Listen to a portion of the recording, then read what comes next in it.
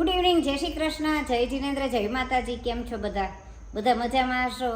અને અમે જો બધું જમી લીધું, કામ બધું પતાવી દીધું ને નિરાતે બેઠા છીએ. હવે ભાવિનને એક પ્રશ્ન એણે ઊભો કર્યો છે કે હવે આ ગાડીને ઘણાય વર્ષો થઈ ગયા કે હવે આપણે બીજી ગાડી લઈ લાવીશ મમ્મી, નવી.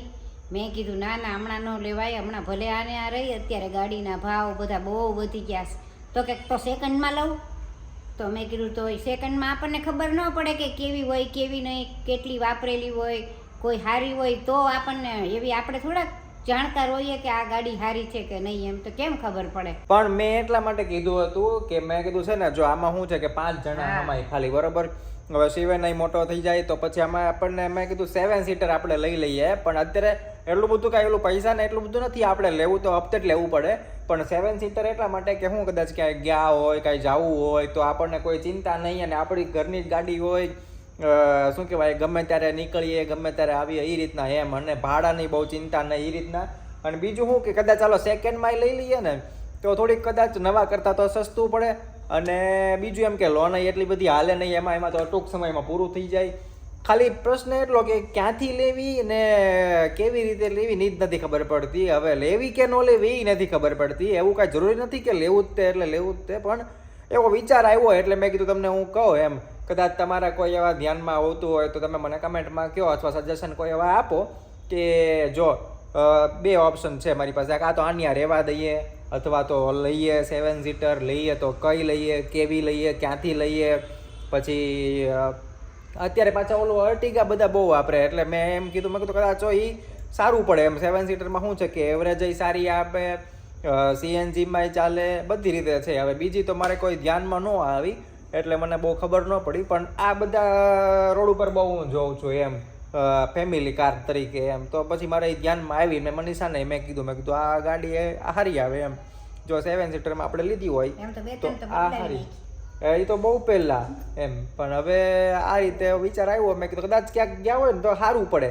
તમારા કોઈ ધ્યાનમાં એવું લાગતું હોય ને કે આવું લેવાય, આ કરાય કે આમ મેં મારા જે વિચાર છે એમાં કાંઈ સજેશન દેવું હોય મને કમેન્ટમાં કહેજો કે કેવી રીતે આ બધું કરવું હોય એમ. જો કરવું હોય તો, બાકી તો આ સારી જ છે મારી ગાડી, પણ આ રીતના ખાલી એમ મને હા હમાતા નથી એટલા માટે.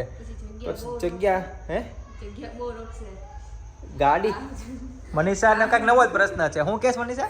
જગ્યા બહુ રોગ છે. કેટલી બધી જગ્યા રોકે છે. ઓલી આવશે 7 સીટર તો કેટલી જગ્યા રોકે. થોડીક વધારે લાંબી હોય, કાંઈ ચાજી એટલી બધી ન હોય. પછી કઈક ટૂંકમાં એટલામાં કઈક લઈ સિટીમાં તો કેટલી તકલીફ પડે એટલી મોટી ગાડી. તમે તો આ ગાડી નથી કાઢતા તો એ ગાડી કેમ કાઢશો? થોડુંક થાય. હવે હું ખાલી લાંબી મુસાફરી માટેની વાત કરું છું, હું આની વાત નથી કરતો એમ. હા, તો આપણે કદાચ વર્ષે 1 વાર જતા હોઈએ, બરાબર. રોજ તો આપણે કઈ વર્ષે એક અથવા તો 2 વાર જવાનું હોય. આપણે 2 વાર જઈએ, 3 વાર જઈએ ને. એ ગાડી હોય તો 3 વાર જઈએ વર્ષે. આપણી ગાડી હોય તો આપણે 3 વાર જઈએ. હા, લે સાચી વાત છે ને. જોઈએ હવે બીજાની ગાડી હોય તો આપણને એમ થાય કે ભાઈ હાલો અત્યારે હમણાં નથી જવું, આમ કરવું તેમ કરવું, કોની હારે જવું, કઈ ટેક્સી, આ તે એવું બધું કરવું પડે જો ઝાઝા માણસો હોય ને એ રીતના જવું હોય. બાકી આ ગાડી જાય જ છે બધે, અમે લઈને ગયા જ છીએ. પણ લાંબુ જગ્યાએ જવું હોય ને એમ 400-500 કિલોમીટર તો પછી આમાં શું થાય કે ધક્કા મૂકી એટલી બધી થાય, થેલા નાન તેન સામાન ને એટલો બધો હોય ને તો મજા એટલી બધી ન આવે કે જે કંટાળો આવી જાય. એમ થાય કે જવા દો ને કે આ ખોટું આવી જાય. હા બોલો, હું ભાડે આપી દેવી એમ લઈને? આ રાખવાની તે એક હાઉસ સસ્તી આવતી હોય ને એ લઈ આવવાની સેકન્ડમાંથી ભાડે આપી દેવાની. જવું હોય ત્યારે આપણે લઈને ઉઈ જવાનું, ભાડે ફરતી જાય. અને આ તો આપણે રેગ્યુલર સિટીમાં ફેરવી હોય તો વાંધો ન આવે. તો ભાડે કોને દેવી? ઈ પાછો કોઈક વિશ્વાસુ માણસ હોવો જોઈએ ને.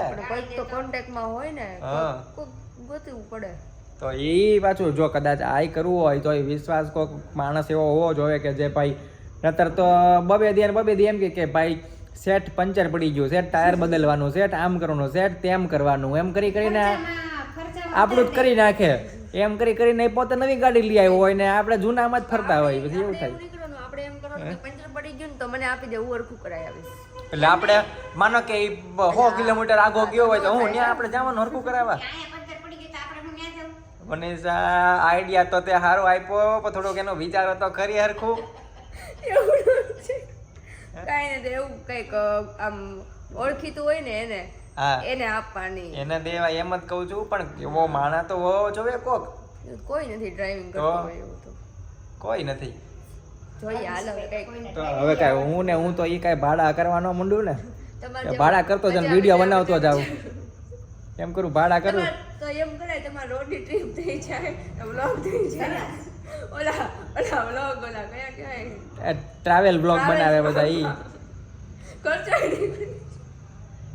હા તો પણ હું કેવું મારે હવે તમે મને તમારા કોઈ એવા ધ્યાનમાં હોય તો મને કહેજો. આજે સ્પેશિયલ મેં આમ ગાડી માટેનો વિડીયો બનાવ્યો. મેં મમ્મી કીધું મેં તું આ રીતના કરીએ સ્પેશિયલ એક સિંગલ ટોપિક ઉપર આપણે એક વ્લોગ બનાવીએ. એટલે કદાચ શું છે કે આમ બહુ મોટો સવારથી લઈને સાંજ સુધીનો બનાવ્યો હોય તો તમારું લોકોનું જોવાનું ધ્યાન જ ન જાય કે આ શું હતું. પણ મેઇન વસ્તુ આપણી આ છે આજની કે ગાડીની પ્રશ્ન મને એવો લાગ્યો ખાલી થોડાક દિવસથી, અઠવાડિયાથી મને એવો લાગ્યો, કેમ કે હમણાં ફરવાની વાતો આપણે ચાલતી હતી તો આ પ્રશ્ન મને એવો લાગ્યો એટલે મેં કીધું કહીએ આપણને બધાને વાત કરું.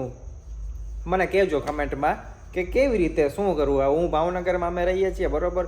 હવે અને બાકી જો બજેટનું તો કેવું હોય ખબર છે કે આમાં તો લોન થઈ જાય, અને સેકન્ડમાં કદાચ અર્ટિગા હોય તો કદાચ મને એવું લાગે ત્યાં સુધી નવી કાંઈક કેટલા કંઈક 12 લાખ આસપાસની હોય છે. મને બહુ ખબર નથી, આઈડિયા નથી આપણને, આ તો ખાલી એપ્રોક્સ કહું છું. તો એના અડધા તો કદાચ 6 આસપાસમાં મળી જતું હશે સેકન્ડમાં, તે 6-7માં.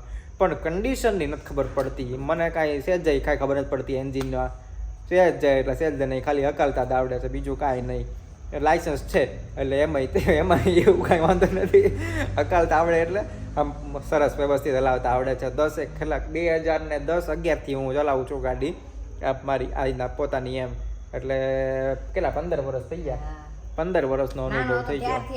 હા નાનો એટલે 18 વર્ષ ઉપરથી. હા પછી જો મમ્મી કોક એમ કે લાઇસન્સ ઘણી જગ્યાએ ફરી તો પછી કેટલી વાર ક્યાં છેક દિલ્હી સુધી જઈ આવ્યા. આ ગાડી લઈ લઈને પાછા ગાડી લઈને આમ દ્વારકા ની બાજુ, ઓલી બાજુ દિલ્હી, પછી પછી ગોવા, સોમનાથ, પછી લોનાવાલા, ખંડાલા, મહાબળેશ્વર, એ બધી જગ્યાએ કેટલી જગ્યાએ પાછો હું પોતે જ ચલાવીને હું પોતે જ 1000 કિલોમીટર વચ્ચે બ્રેક લેતા પણ કન્ટિન્યુ 1000 કિલોમીટર. એટલે બ્રેક એટલે ખાલી આપણે લંચ બ્રેક એ રીતના એમ, જમવાનો, ચા નાસ્તો પાણીનો એ રીતના બ્રેક લેતા એમ. રેસ્ટ એટલે સાવ નહીં કે રાત્રે રોકાઈ ગયા હોય 200, 300, 500 કિલોમીટર એવું નહીં, કન્ટિન્યુ એ રીતના એમ મસ્ત સરસ વ્યવસ્થિત. પણ ખાલી હવે મને આ પ્રશ્ન છે તો તમે લોકો કોમેન્ટમાં કહેજો ગાડી લેવાય કે ન લેવાય, જૂની લેવી કે નવી લેવી, શું કરવું એ બધું કહેજો. અને આ બ્લોગ હવે અહીંયા પૂરો કરીએ છીએ. ગુડ નાઇટ, જય શ્રી કૃષ્ણ, જય જિનેન્દ્ર, જય માતાજી. બ્લોગ ગમે તો લાઈક કરજો, શેર કરજો, સબસ્ક્રાઇબ કરજો. ચાલો તો તમે કમેન્ટમાં કહેજો. ઘણું મેં તમને કીધું છે આમ તો, પણ છતાંય તમે કહેજો કમેન્ટમાં. બાકી તમને વિડીયો ગમ્યો હોય તો લાઈક કરજો, શેર કરજો, સબસ્ક્રાઇબ ન કરો સબસ્ક્રાઇબ ખાસ કરી દેજો. અને તમે કમેન્ટ કહેજો કે મારે આ જે કાંઈ મારા પ્રશ્નો છે એ બધાય હું તમને એમાં હું જોઈ લઈશ કમેન્ટમાં. બાકી આવજો, બાય બાય, જય માતાજી, જય શ્રી કૃષ્ણ, જય જિનેન્દ્ર, આવજો, બાય બાય.